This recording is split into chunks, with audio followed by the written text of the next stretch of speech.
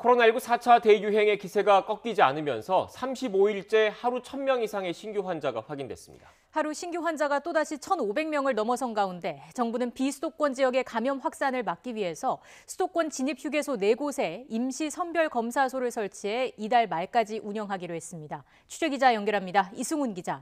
네, 이승훈입니다. 네, 월요일 발생 코로나19 확진자로는 또다시 가장 많은 신규 확진자가 나온 거죠? 네, 하루 신규 확진자는 모두 1,540명입니다. 벌써 35일째 하루 1,000명 이상의 신규 환자 발생입니다. 이전 유행 때와는 달리 위중증 환자가 많아서 걱정입니다. 국내 발생이 1,476명, 해외 유입 사례가 64명입니다. 먼저 서울 356명, 경기도 398명 등 수도권 신규 환자만 818명입니다. 수도권 환자 비중이 줄어든 데 반해서 비수도권 환자 발생이 늘어났습니다. 부산, 경남의 신규 환자가 100명을 넘었고요. 대구, 울산 등의 상황도 좋지 않습니다. 또 제주에서 세종까지 17개 시도 모두에서 많은 환자가 확인됐습니다. 해외 유입 사례로 분류된 확진자는 모두 64명입니다. 어제 2배 가까운 환자 발생 규모인데 검역 단계에서 확인된 확진자가 13명에 그쳐서 방역 당국의 입국자 환자 관리에도 비상이 걸렸습니다.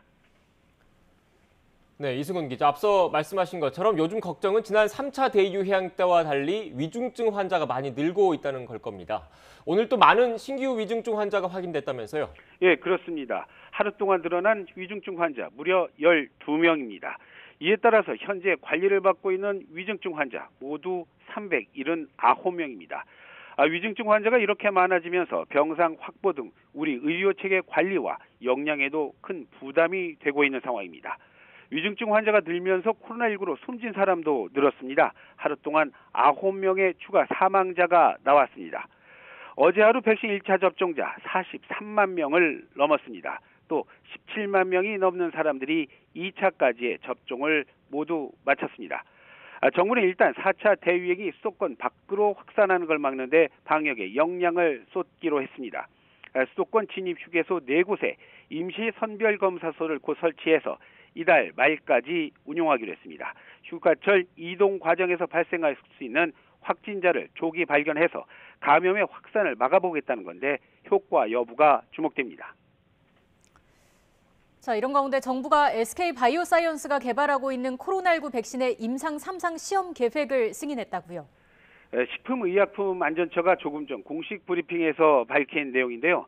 정부는 SK바이오사이언스가 개발하고 있는 코로나19 백신 후보 물질의 임상 3상 시험 계획을 승인했습니다. 임상 3상을 승인한 GPB510은 유전자 재조합 기술을 이용해서 만든 재조합 백신 물질입니다. 임상 3상은 백신 개발의 최종 단계라 성공 여부가 주목되고 있습니다. 또 이번 임상 3상은 우리나라뿐 아니라 동남아시아와 동유럽 등 여러 국가에서 동시에 수행하고요.